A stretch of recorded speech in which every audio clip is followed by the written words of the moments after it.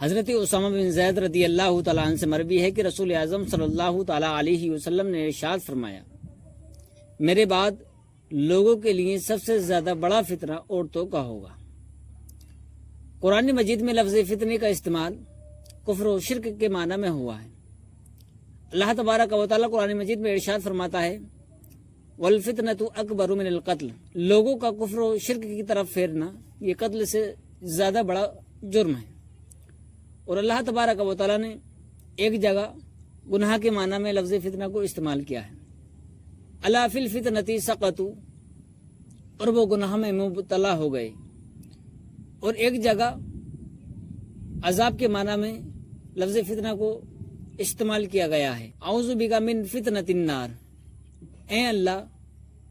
میں جہنم کی آگ سے پناہ مانگتا ہوں۔ اس حدیث کو سمجھنے کے لیے آپ کو سب سے پہلے یہ جاننا ضروری ہے کہ لفظ فتنہ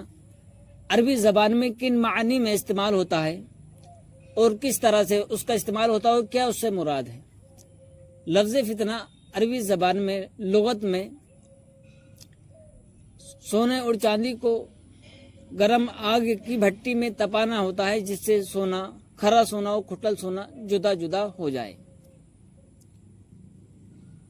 حضرات محترم، اس حدیث میں جو بیان کیا گیا ہے کہ فتنے کا جو لفظ بیان کیا گیا ہے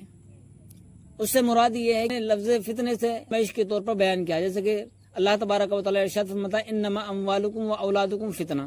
بے شک تمہارے مال اور تمہاری اولاد یہ تمہارے لیے آزمائش ہیں۔ اس حدیث سے معلوم ہوتا ہے کہ اللہ تبارک و تعالیٰ نے ان مرد و عورت کی فطرت میں ایک دوسرے سے میلان اور ایک دوسرے سے محبت کا جذبہ رکھتا ہے،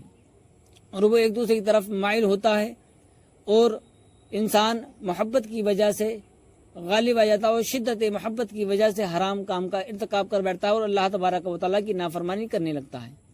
تو اس چیز سے بچنے کے لیے اللہ کے رسول صلی اللہ تعالیٰ علیہ وسلم نے ارشاد فرمایا تھا کہ تم شدت محبت کی وجہ سے، عورتوں کی وجہ سے آزمائش میں مبتلا نہ ہو۔ اس حدیث سے یہ معلوم ہوا کہ رسول کریم صلی اللہ تعالیٰ علیہ وسلم نے جو لفظ فتنے کا جو استعمال کیا ہے وہ لفظ فتنہ آزمائش اور جانچ کے ہے۔ آپ جانتے ہیں کہ یہ اسلام میں عورتوں کا وقار اور مرتبہ کتنا اونچا اور بلند ہے اور ممتاز ہے، اور اسلام میں عورت کا وقار بہت زیادہ